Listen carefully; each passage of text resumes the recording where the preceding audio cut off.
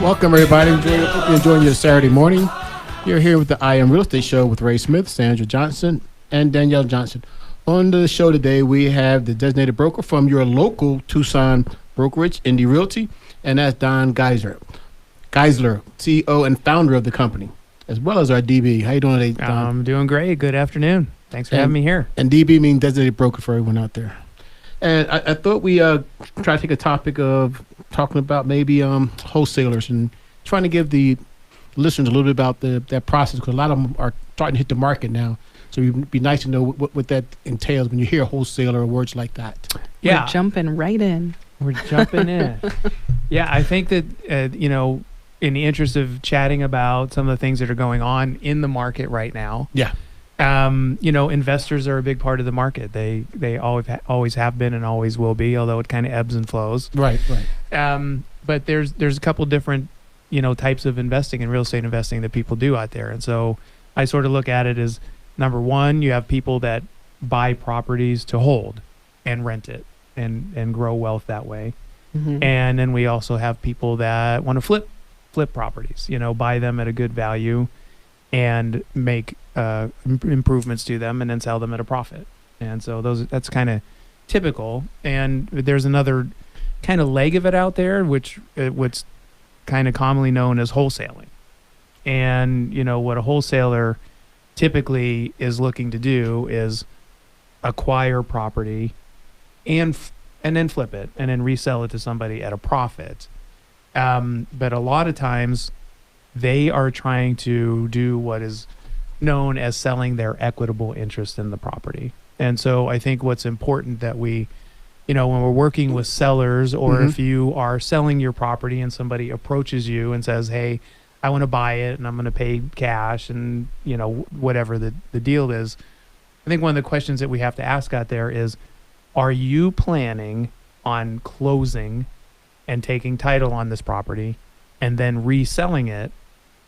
Or are you trying to find an end buyer, that you're going to sell it to before we even close this transaction? I think because we get inquiries all the time from people. They're trying to find out if we have off-market properties. And my first question is always, who are you, and are you a licensed agent? Right. And I think that's the best place to start, to understand kind of where they're coming from, and then, as you're saying, what is your intention with the property? Right. And I understand that this could sound a little foreign to people, that, Right. When somebody comes in and says, hey, I want to buy your house, but I'm going to resell it. There is a concept out there of selling your equitable interest in the property, of only obtaining equitable interest in the property, which means that you're under contract with it.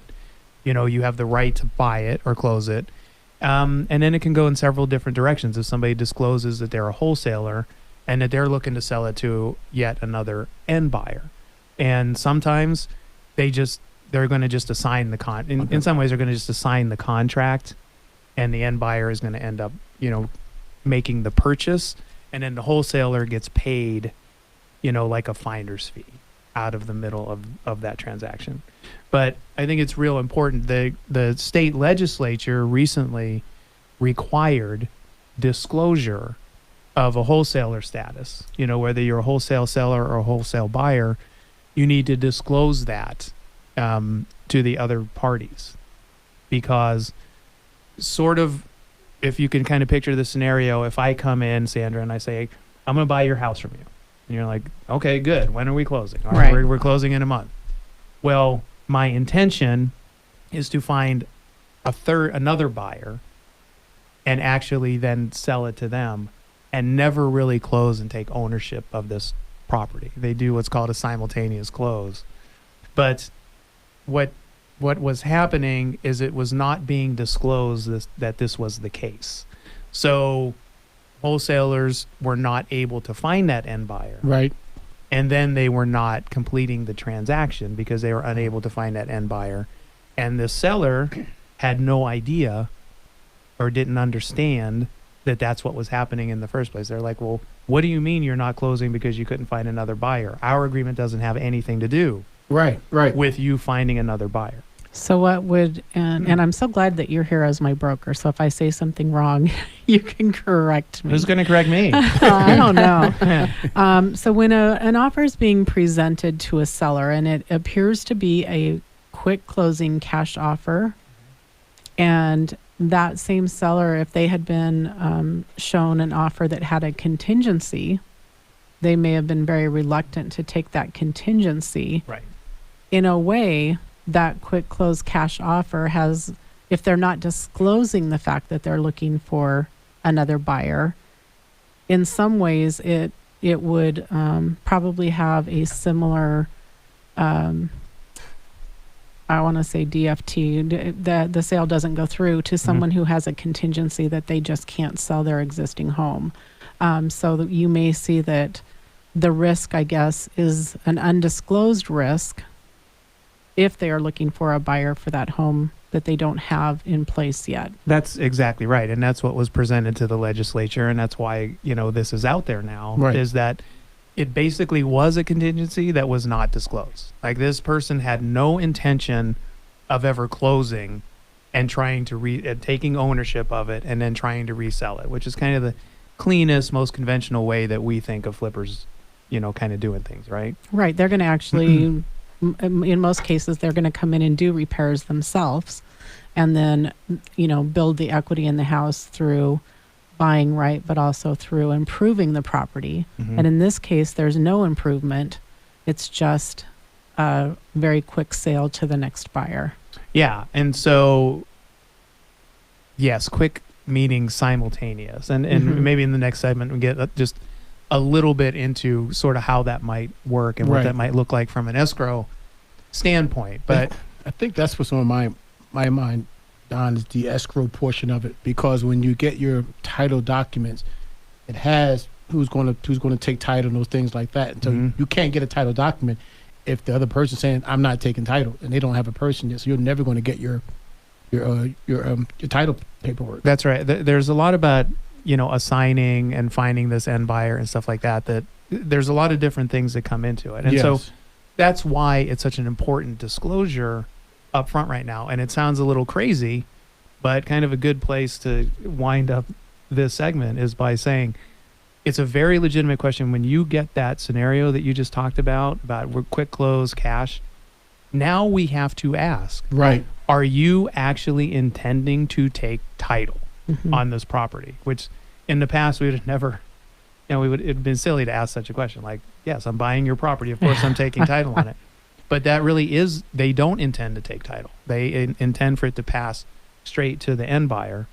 And yeah, from an escrow, from a financing standpoint and stuff like that, there's some pitfalls in there.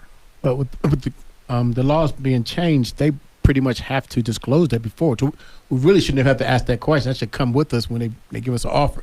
So is that right? They do have to disclose. I feel like the disclosure that we have is not quite in depth enough yet. Got you. So we Moving can the talk right about that a little direction, bit. though. Yes. Moving in the right direction. We're here with the local business called Indie Realty, where we are actually part of. It's called Indie. We are Indie Realty. Are we Indie Realty? We are so indie. We're so independent. Indie, you listen to the I Am Real Estate Show with Ray Smith, Sandra Johnson, and Danielle Johnson. We're here with our designated broker, Don Geisler, who is the local business owner and designated broker for Indie Realty. You're back to 10:30 a.m. The Voice, listening to the I Am Real Estate Show with Sandra, Ray, and Danielle. On our show today is Don Geisler, the CEO and designated broker of Indie Realty. And I think we continue our conversation we were having about wholesaling. He pointed to me like, it's your turn, Sandra. Step up. I was not expecting that.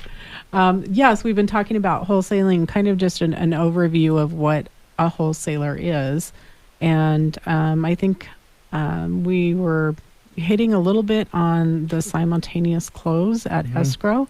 And so maybe that's a good spot to pick up. I'm going to say, before you jump into that, can you kind of recap why it matters to the seller whether they're intending to take title or not?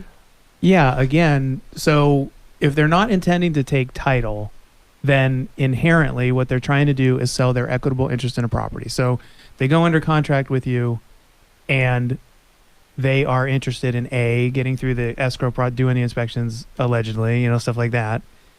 But they're trying to find during the escrow period a different buyer for the house. And they're trying to literally put together another escrow that is going to close. They don't even own your house yet, but they're in the same moment in time, basically. They want to close that they bought it from you, and then these people buy it from them, right? And there's nothing wrong with it. It's not illegal. It's a viable business model, but it is one that needed some oversight because, Danielle, to circle back around to that, it wasn't being disclosed to sellers that this person doesn't intend to, even if they knew they were going to flip the house, they didn't necessarily know that they didn't intend to close if they couldn't find another end buyer. They have a contingency. So there's basically a contingency involved in the contract, and which was undisclosed to the seller. And then the deals were not coming to completion, and it was causing complaints. So Well, and they have to disclose that they are a wholesaler, but they don't actually have to write whether they intend to take title or not. So that's why we need to ask the question. They don't, and I think we really do have to ask the questions, because the disclosure just basically says the wholesaler is disclosing their status as follows. If they're a wholesale buyer, they're aware that the buyer is a wholesale buyer who may assign the contract to another person or entity, right? But so here's like a pop quiz for you. However, if you go in contract with somebody and you assign the contract to them and it fails to close, which buyer is responsible? Like, who's responsible? So you're saying that they breached the contract. They didn't cancel under the terms that they were allowed to cancel, but they breached the contract. I would say that wholesaler would be the one who's responsible. Yeah, if you assign a contract or if you intend to assign the contract, you're still responsible. And so what a lot of people who deem themselves to be wholesalers may or may not understand is when that close of escrow date comes, if you haven't found your end buyer, it doesn't mean that the contract just goes away. You're responsible to close. And that part of it is not clear. And I think, and again, it's a very viable business model, but I think a lot of people are catching, a podcast, or a seminar. Or they're up late at night watching something. Paid for TV. That's exactly right. And then they wake up in the morning and decide they're wholesalers, and there's a lot that goes to it. So when we talk about the escrow, if you're going to simultaneously close, like, here's what theoretically you can hear on your late night paid TV thing, right? Buy this property, flip it, and make thousands of dollars with no money. None of your money is at risk. Yeah, it's exactly right. So here's the thing. Like, if you're going to do a simultaneous close, so if I'm your buyer and I have zero money and I don't want to put any money in, I don't want to close the deal. Then I have end buyer number 2 who's coming in with, let's say I bought your house for $200,000 and I'm selling it to them for $220,000. They're coming in with $220,000, this end buyer, and then they're giving the wholesaler, in theory, as a diagram, they're giving the wholesaler the $220,000, who's then buying your house like they were supposed to and completing the sale and taking their part out. Is this considered a cash transaction? It's easier when it's cash, because here's the problem. So I just said it's a simultaneous close. Okay, I could be wrong. I'll put that disclaimer out there. Simultaneous close is impossible.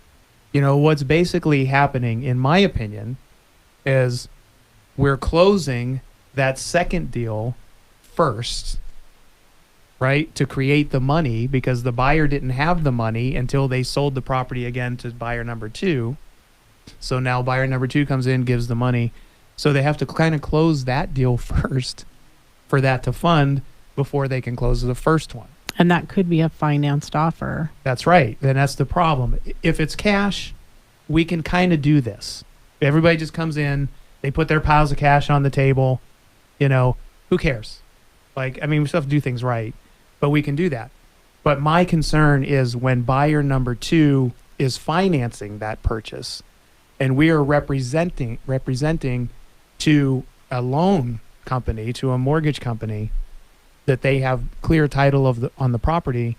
They don't. Right. You know, the seller doesn't have title on that property yet. And so when an escrow person says they're going to do a simultaneous close, and I'm saying the only way this money can be freed up, liquidated, is when we actually do the second one first, then I think that's a problem. Yes. And I think that could lead into the accusation of mortgage fraud and stuff like that. You know, so these are the reasons why I'm saying we want to make sure that we're very clear up front how things are going to work and how this process is going to go. And it can be very, very confusing, you know, for a person who's not in the industry. And I think they have a solution, don't you think, by sitting there hiring the Johnson Smith team as the realtors who understand this law and the possibilities of the things and knowing what needs to happen. I believe they should hire the Johnson Smith team, yes. Or any agent at Indy Realty under the direction of Don Geisler. Geisler. We have such great support there. So I just wanted to say that as agents, you know, we're obligated to present all offers. And so we will present those offers that we get to our clients because we're required to, unless they tell us, please don't bring me any Right. offers that fit this scenario. But our obligation then is to bring all offers. And we want to do that, but we want to do it with that transparency that comes from the disclosure. And disclosure is such a huge thing in real estate. Yes. And I think that's going to be the word for 2024 is disclosure, whether we're talking about property conditions, who the buyer is, Compensation. compensation, all of Yes. that is always going to come back to disclosure. And I don't want anybody to not hear these words. We can get these deals done. Yes. They are not illegal. They're part of the business out there. They're part of what we do. We can get them done. It's just that we are going to insist on the right disclosures, you know, and everybody knowing exactly how the transaction is going to work. That is a perfect ending to this segment. So you definitely want to reach out to somebody that can get you to the finish line, whether that's with a traditional sale or if you're dealing with a wholesaler. And we want 100% disclosure and transparency in these. If you're looking to buy or sell your home, or if you have any questions concerning real estate, please call the Johnson Smith team at Indy Realty, a local brokerage. 520-850-1725 is Sandra. 520-904-7711 is Raymond. And 520-373-6864. Listen to the I Am Real Estate Show. Hi, everybody. We're back. You're listening to the I Am Real Estate Show. We're here with Don Geisler, the CEO and designated broker of your local brokerage here in Tucson called Indy Realty, located at 7255 East Tango Verde. Beautiful building. INDIE, short for independent. Just so you know. So when we were talking about wholesaling and we're talking about as a seller, the importance of asking the question if someone does come and it discloses that they're a wholesaler, whether they take title or not. But what about the end buyer? What kind of disclosure is required, or how do they know that they are part of this wholesaling process? So the disclosure that we have at our fingertips, and yes, a seller or a buyer is entitled to know that they're buying from a wholesaler who may or may not have title to the property. They are entitled to know that. So one of our AAR forms is a additional clause addendum, and one of the additional clauses on there are wholesaler status disclosure. And it has two separate boxes. Number one, wholesale buyer. If we're a wholesale buyer, the buyer is telling the seller. Seller is aware a buyer is a wholesale buyer who may assign the contract to another person or entity. Like I said, I wish that was fleshed out a little bit more, but it does alert you to the fact that that's what's going on. But there's another box, wholesale seller. And in this box, that seller discloses to their buyer, which would be the end buyer that you're talking about. Buyer is aware that the seller is a wholesale seller who holds an equitable interest in the property and may not be able to convey title to the property. Didn't you guys also say that, didn't you or Sandra also say that they don't have to be a licensed agent? Wholesalers do not have to be licensed. Shouldn't that be in there too? I don't. Well, if you're buying or selling, you have to disclose that you're a licensee. are licensed. So it should be in there, not necessarily specific to this being a wholesaled property. But if there is a licensee, it's already going to be in the contract that that person is licensed. And if a licensee is acting as a wholesaler, they do have to disclose to all parties that they are licensed. Yeah, we were talking a little bit on the break years ago, before I was ever in the industry. I had called. This will date me. On a newspaper ad that I saw, I called about a house in a wonderful mid-century neighborhood, and I was so confused as a consumer that the person I was talking to had told me that they were not the current owner of the house, that they had gone under contract and they were selling the house, and not to bother the sellers because they didn't really know that they were going to be selling the house, and basically just told me again as a consumer that it was worth more than what it was selling for, so they bought it and they were going to resell it and make the difference. And I had never heard of it before. And like I said, this was a newspaper I was calling on, so that kind of dates the timing of it. And I think that it has become definitely more common than it would have been back when we were checking the newspaper instead of our cell phones for information. But certainly the need for those disclosures has also increased. Well, absolutely. And in the interim since that time, it has also been mandated and brought forth in the AAR Code of Ethics, as well as commissioner's rules, that you have to disclose to a seller. If you're a licensee and you know that seller has that property underpriced, you really want to, if you're going to purchase that property from them, you absolutely have to disclose that, hey, I have a personal interest in your property. You have to disclose that I want to buy it from you and I'm going to resell it, and I'm going to resell it at a profit. And you further want to disclose that, hey, if I buy it from you and therefore you're not going on the open market, you could make more money on the open market. So that scenario that you're talking about has been addressed by Code of Ethics and, Commissioner in the interim, that you can't just do that. And so that is like the ultimate bad case scenario. Yeah, where this you're was not hiding this was it. not the listing agent though. Right. This was a licensee, but not the listing agent, just to be clear. But yeah, it felt, as a consumer, it just didn't feel good to know that I was competing with someone who had access to information that I didn't even have as a consumer. And I will say I didn't view the home. I did not even, I just had heartburn. I just took some Tums and called it a day. I was not going to get into that because I didn't understand it, and it just didn't seem right to me. I still remember. There are a lot of things I don't remember this far down the road, but I remember that conversation. So yeah, I think this is a great topic to bring to the forefront. I think when you work in real estate, anytime the words "don't tell anybody" or "don't tell them" comes up, I mean, you got to really take a good hard look at what you're talking about. I say that to people when I'm sitting down in a listing appointment. I said, at the point you say, "Don't tell anyone," but this is what I have to disclose. This is the type of thing that I am required by law to disclose, because it must be a material fact, right? That would that you're telling me don't say it. So, and it usually has to do with condition of the house, right? Yeah, we don't go down that path at all. No. the don't tell anybody. Nobody at this table wants to go to jail. Now there are, one of our fiduciary duties is confidentiality if it is something that is not material to the transaction. But anything that is material to the transaction, which can be defined and is out there in writing as anything that would affect the amount of consideration to be paid for the property. So when you go all the way back to that scenario that you're talking about, you have to disclose if a property, the fact that they're underpriced, that would affect the consideration. Yes. So things absolutely have to be disclosed. Yeah, and I know we don't have a lot of time left in this segment, but one of the other things that I have run into since I've been a licensee is a client who had a cash offer on their home, not written on an Arizona contract.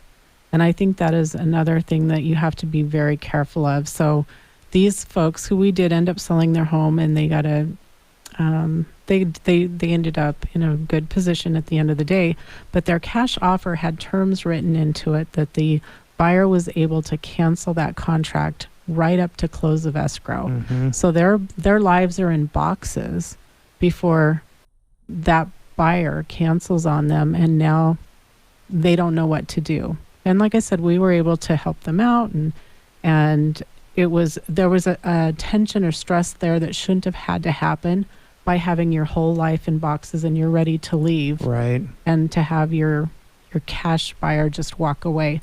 But the protections weren't there because it wasn't on an Arizona contract. I can tell you the Arizona Association of Realtors purchase contract is a work of art, and it's there through years of experience, and it protects both parties really adequately. You're listening to the I Am Real Estate Show with Sandra, Ray, Danielle, and Don. We are here to help you enter the market to buy or sell your home. If you need to do that, please do it with the Johnson Smith team. We'll be back with Don Geisler, the CEO and DB of Indy Realty. You're listening to the I Am Real Estate Show on 1030 KVOI The Voice. You're listening to the I Am Real Estate Show with Ray Smith, Sandra Johnson, and Danielle Johnson. We're part of the Johnson Smith team at Indy Realty. Today we have our designated broker, Don Geisler. He's also the CEO and founder of the company. On one of the segments, I didn't let you know who one of the phone numbers were, and I feel really bad about that. So I'm going to give Danielle a chance to tell us her number and how you can reach her. I thought you were going to try and say my phone number right again. So if you want to reach out to me, my number is 520-373-6864. Do we have anything free to offer them, Danielle? Absolutely. First of all, I could really go for a cup of coffee right now. So I'm just going to mention, if anyone would like to come have coffee at the Indy Realty office, you are always welcome to come stop by and sit and have a cup of coffee and talk real estate. But also, we are always here to help you with a free home valuation, because we think that it's very important for you to know where your house is at, what's happening in your neighborhood, in the market. And so we are always here to provide that for you so that you can monitor what is probably the biggest asset that you have. Is Indy Realty a local Tucson brokerage, Don? Indy Realty is Tucson from the ground up. We are very proud to serve Tucson and all of the surrounding communities. We will always, no matter what type of growth and expansion the future brings, we will always be Tucson-based company. Another thing with that is that, with that being said, you have some event coming up.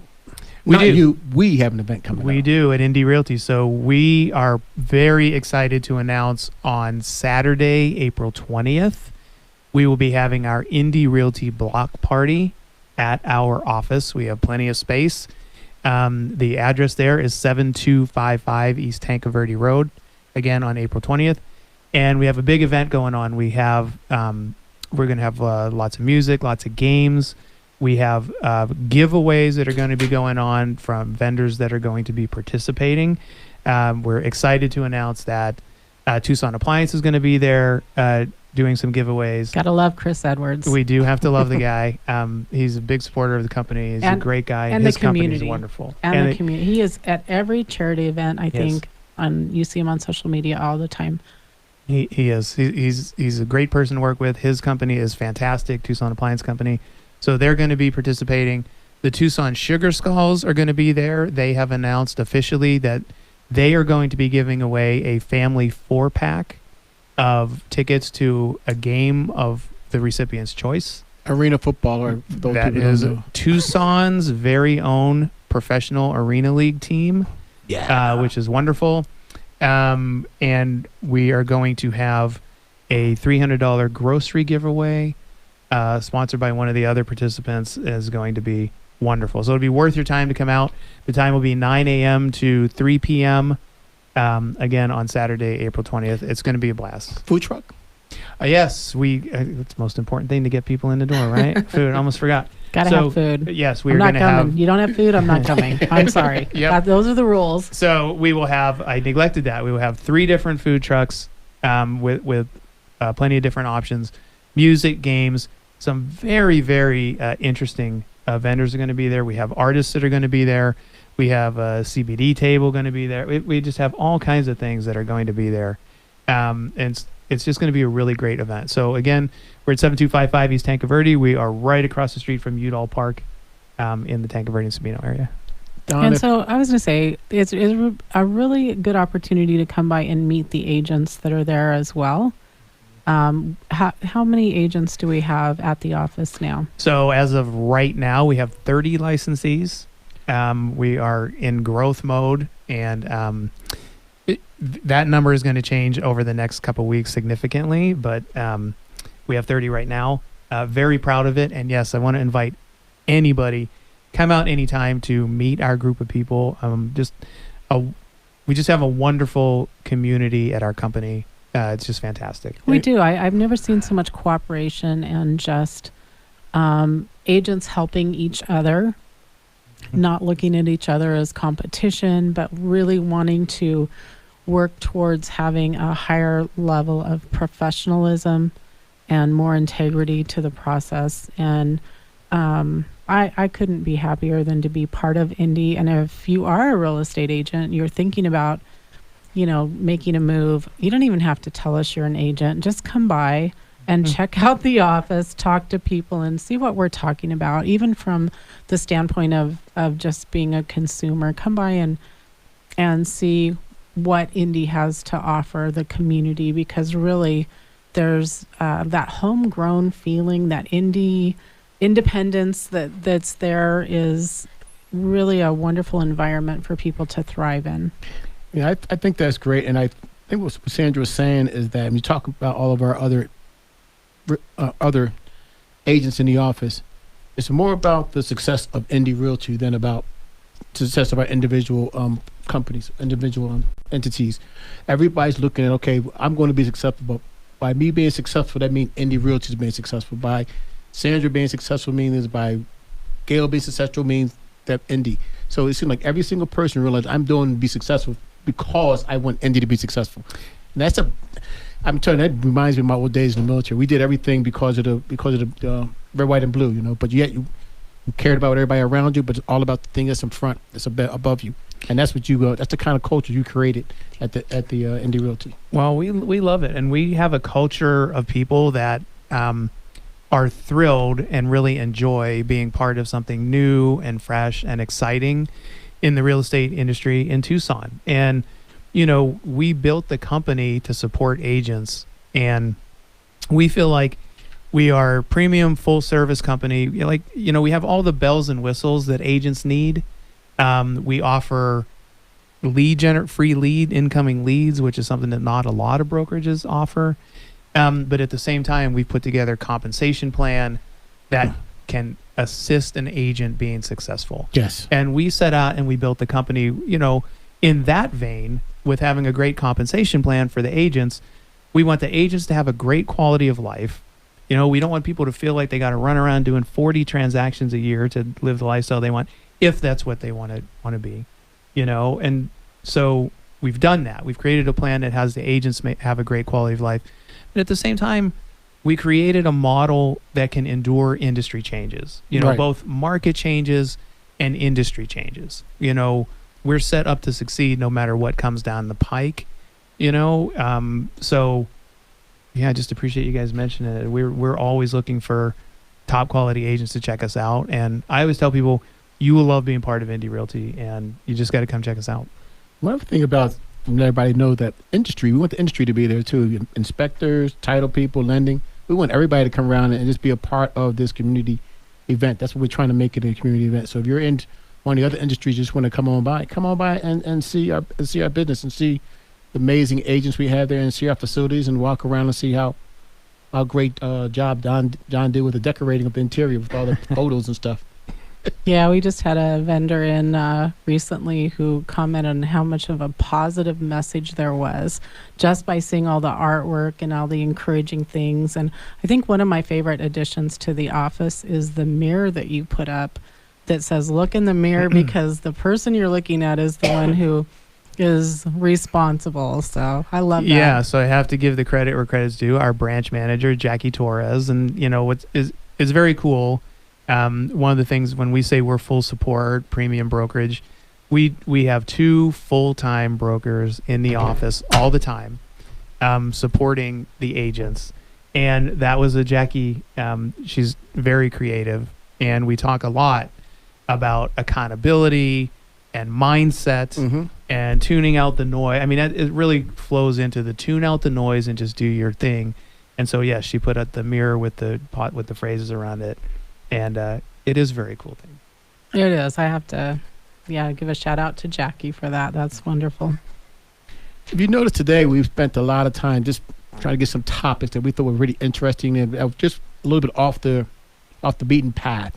I think talking about wholesaling and talking about investors and flippers, just so that sellers and buyers can understand there are other things that are out there besides just you guys looking for homes. But the thing is that what you have and that everyone else doesn't have, you're going to have an indie realtor when taking care of you, who's aware of this, who have a great designated broker behind him, making sure things happen and making sure the process, the transaction is all about you and making sure there's a win-win scenario each time we go into this business. And that's something you don't get. I believe you don't get from everyone else. I can't say that. I just know that from the Johnson Smith team.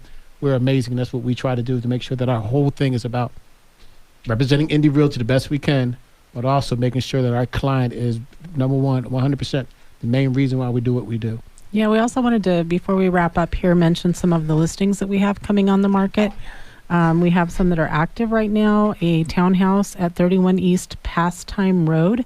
It's a 2-bedroom, 2-bath, 902 square feet, listed at $210,000.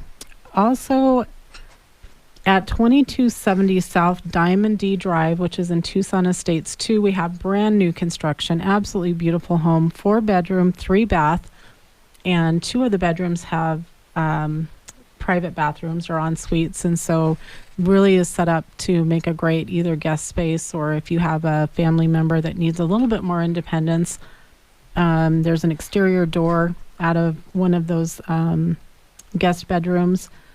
That should be coming soon in the next month, where we're actually fully ready to go on the market, but you can set an appointment in about a week to see that property. Cost? And that is listed at $655. Again, Tucson Estates number 2, amazing mountain views. And in Tucson Estates 1, we have a coming soon. Those are the manufactured homes. It's an age-restricted community. It's 6063 West Bar X, 2-bedroom, 2-bath. That's listed at $175. Then also out at Houghton and Bilby, we have 6226 South Wheaton Drive is a 3-bedroom, 2-bathroom. It's listed at $320 to $335 ranged price with owned solar.